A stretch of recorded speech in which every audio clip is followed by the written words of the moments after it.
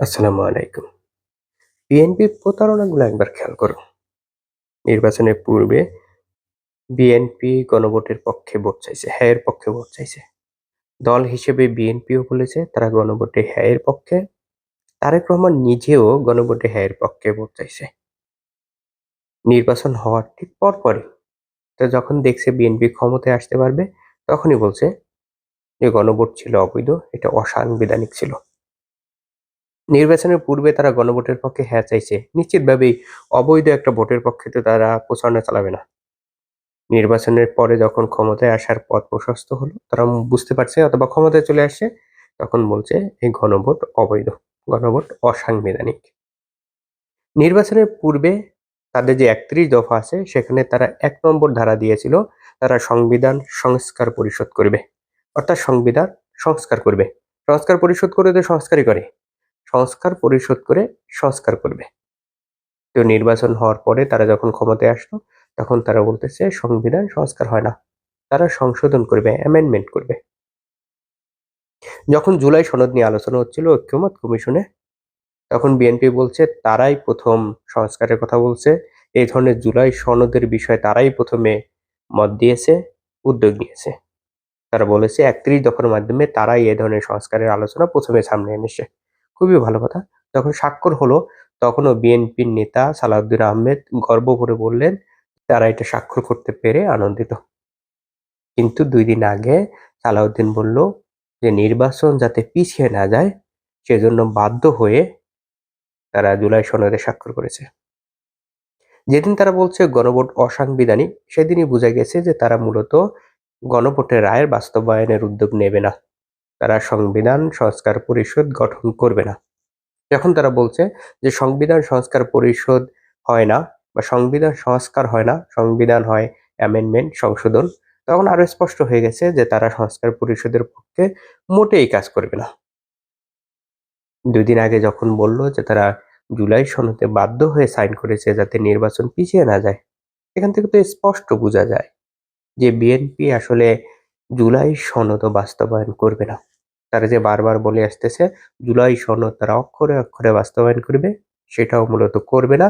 এর ইঙ্গিতই দিয়েছে সালাউদ্দিন আহমেদ সংসদে।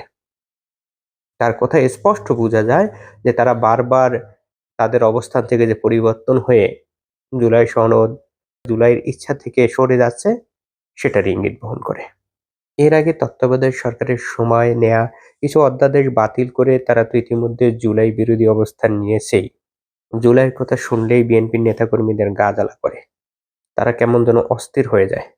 জুলাইতে আকাঙ্ক্ষা ছিল শেখ হাসিনা রাষ্ট্রের যে কাঠামোর উপর দাঁড়িয়ে ফ্যাসিস্ট হয়েছে, সেই কাঠামোগুলো সংস্কার করা হবে। সেই কাঠামোগুলোকে স্বাধীন প্রতিষ্ঠান হিসেবে গড়ে তোলার চেষ্টা করা হবে। বিচার বিভাগের উপর ভর করে শেখ হাসিনা পুরো দেশকে, বিরোধীদেরকে নিয়ন্ত্রণ করেছে। আশা করা হয়েছিল, প্রত্যাশা করা হয়েছিল যে বিচার বিভাগকে স্বাধীন করা হবে, পৃথক করা হবে নির্বাহী বিভাগ থেকে। এজন্য তত্ত্বাবধায়ক সরকার পৃথক সচিবালয় গঠনের অধ্যাদেশও জারি করেছিল। বিএনপি ২টো অধ্যাদেশই বাতিল করে দিয়েছে এবং বিচার বিভাগকে পুরোপুরিভাবে হাসিনার আমলের বিচার বিভাগ করেছে। গুম খুনের সময় যে মানবাধিকার কমিশন ছিল, যারা পুরোপুরিভাবে সরকারের আজ্ঞাবহ হিসেবে সরকারের নিয়ন্ত্রণে, সরকারের নিয়োগের মাধ্যমে পরিচালিত হতো, সেইটার পরিবর্তে মোটামুটি শক্তিশালী স্বাধীন একটি মানবাধিকার কমিশন গঠনের জন্য অধ্যাদেশ জারি করেছিল এবং এরকম একটা কমিশন গঠনও করেছিল তত্ত্বাবধায়ক সরকার। বিএনপি সেই অধ্যাদেশ বাতিল করে দিয়ে সেই কমিশনকে বাতিল করে দিয়েছে। অর্থাৎ শেখ হাসিনার সময় যে মানবাধিকার কমিশন থাকা অবস্থায়, যে আইন থাকা অবস্থায় শত শত বিরোধী নেতাকর্মীদের গুম করা হয়েছে, সেই আইন, সেই কমিশনকে বিএনপি পুনঃপ্রবর্তন করেছে। অর্থাৎ ধীরে ধীরে বিএনপি তাদের কমিটমেন্ট থেকে সরে যাচ্ছে। এই কমিটমেন্ট গুলো শুধুমাত্র রাজনৈতিক কমিটমেন্ট ছিল না, এই কমিটমেন্ট গুলো ছিল লিখিত এবং কিছু কিছু জায়গায় বিএনপি স্বাক্ষরও করেছে। যেমন ৩১ দফায় আছে সংবিধান সংস্কারের কথা, একটা লিখিত ছিল। জুলাই সনদে তারা নিজেরা স্বাক্ষর করেছে এবং গণভোটের পক্ষে তারা যে প্রচারণা চালিয়েছে, হ্যাঁ ভোটের পক্ষে ভোট চেয়েছে, গণভোটে হ্যাঁ ভোট চেয়েছে, তার স্পষ্ট বক্তব্য ভিডিও আছে।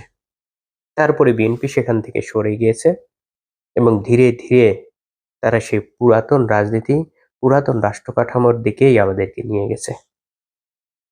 যখন যারাই ক্ষমতায় থাকে তারা মনে করে জনগণ এই বিষয়গুলো বুঝতেছে না এবং তারা যা করতেছে সবকিছুতেই জনগণের সম্মতি আছে। জনগণের সাথে যা খুশি তাই করা যায়।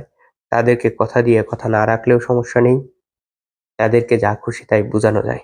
ক্ষমতা থাকা অবস্থায় আশেপাশে অসংখ্য গণমাধ্যম থাকে, চাটুকাররা থাকে। যার ফলে জনগণের যে ইচ্ছা, জনগণের যে মতামত, মনোভাব সেগুলো ক্ষমতাসীনরা কখনো দেখতে পায় না। এটা হাসিনাও দেখতে পায়নি। এটা কোনো ধরনের স্বৈরাচার সরকারই দেখতে পায়নি। বর্তমান বিএনপি সরকার কি সেটা দেখতে পাচ্ছে? মোটেই না। তারাও দেখতে পাচ্ছে না। মানুষের মধ্যে কি আকাঙ্ক্ষা তৈরি হয়েছিল? যারা জুলাইতে আন্দোলনে গেছে তাদের মধ্যে কি ধরনের আকাঙ্ক্ষা তৈরি হয়েছিল? তারা আসলে কি চেয়েছিল? সেগুলো লেখা হয়েছিল জুলাই গ্রাফিতিতে।